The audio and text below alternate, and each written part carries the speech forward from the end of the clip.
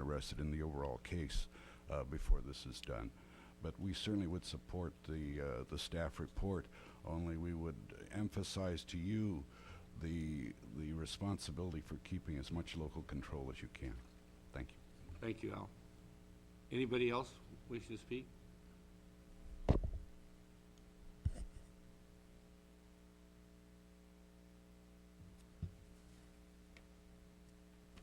If anybody else would like to speak, come to the front here and we'll be ready. Mr. Jim Ronco? Jim Ronco, speaking on behalf of myself. You know, I note that we started these proceedings with Mr. Crane reading into the public record the letter from George Rao, who I think has been around this area and been working on septic systems and soils for over 3 decades. I think that Mr. Crane and the rest of the people here are all in support of what the Environmental Health Department is attempting to do in not recommending that the Regional Water Board accept this legislation. I think that what we've seen is a demonstration in Mr. Rao's letter that we don't have a problem that necessitates the draconian action that is being proposed. The mandates on the state, or from the state onto the county, for the monitoring and the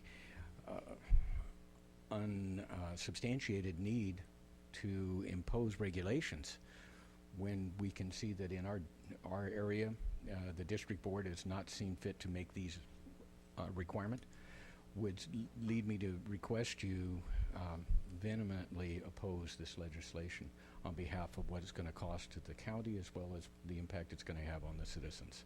Thank you. Thank you, Jim. John Graff? John Graff speaking for the Employers Council of Mendocino County, representing some 200 businesses and about 3,500 employees. I think one interesting point to look at with this is the state of California, you know, is developed a habit of telling us how to live and what we can do and what it's going to cost us. I guess a good example of that is earlier this morning we were talking about the fact that they wanted low-income housing, and yet they turn around with legislation like this and increase the cost of our housing. I want to echo all the speakers that have come before you this morning on this matter. I also want to say that we, the Employers Council of Mendocino County, believe this is a taking. We also believe it's another form of taxation, and I think that when you live in a county that lost 590 industrial jobs last year and had very little gain, it's time maybe that we all work together, the Board of Supervisors and the county, to stop the state of California from causing further deterioration of our county. Thank you, John. Any other members of the public want to speak? Yes? Okay, we'll bring it back. Oh, one more? Okay. I'd like to reiterate everything that they said. I think this is... State your name, please, Ross. My name is Ross Mayfield, resident of Mendocino County, city of Ukiah. And I think that we really need to reply to this urgently. And more people need to be aware, especially property owners. This is a major cost to us. It's just going to increase every year. Cost to the county as well as cost to the state's going to turn around and charge us. So I'm in backing of this, and I think we really need to bring the public more an awareness into this thing. You guys really need to get out there and drum up so we get other letters from all of the private owners, property owners especially, who are affected by this. That's my comment. Thank you, Ross. Any other members of the public? Okay, we're going to bring this back to the board. Comments from the board members? Supervisor Kofak? We've seen a pattern here, and it is distressing with regard to the regulations on the trucking industry that have just been brought before the board a while back, and we're in the 11th hour, the 12th hour. Here now we have another one that's coming down. AB 885 has been out there for a good long while, and I think what we need to do here in Mendocino County is get our state representatives online and engage in a systematic monitoring of what they are doing to protect Mendocino County and hold them accountable. Again, I know that our technical people have been aware of this. I've been aware of it for the last 5 or 6 years, that it was coming. The question is how it was coming, which direction it was going, and I think too many of us make the assumption that somebody is taking care of business for us. And these last 2 incidents tell me that we are finding out how bad the damage can be for us way too late.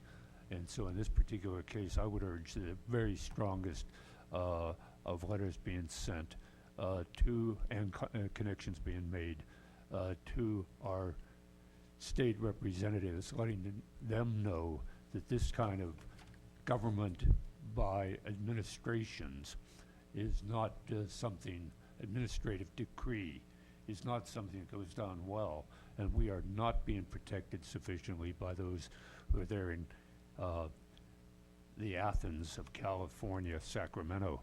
And I have a very great concern here that as the problems become greater and greater for the state and for the nation over the next few years, we're going to see more and more of these desperate acts being thrown at us, unfunded mandate or not.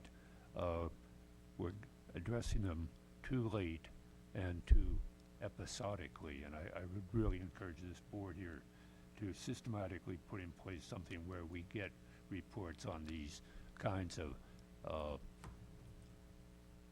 requirements that are in the pipeline, no pun intended here, but are in the pipeline, and that actually will have a devastating effect. This is one that will have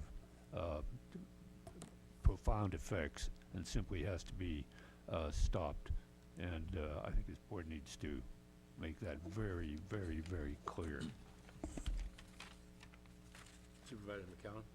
I agree. Thank you, Mr. Chair. I agree with Supervisor Colfax, and I think we should send a very sharply worded letter. I appreciate the work that Mr. Morley did, but I think we should build on that. I think we should make the letter stronger, incorporate some of the information from the letter from Mr. Rao, the letter from the Farm Bureau, emphasizing the one-size-fits-all doesn't work, that this program will be cost prohibitive, that it's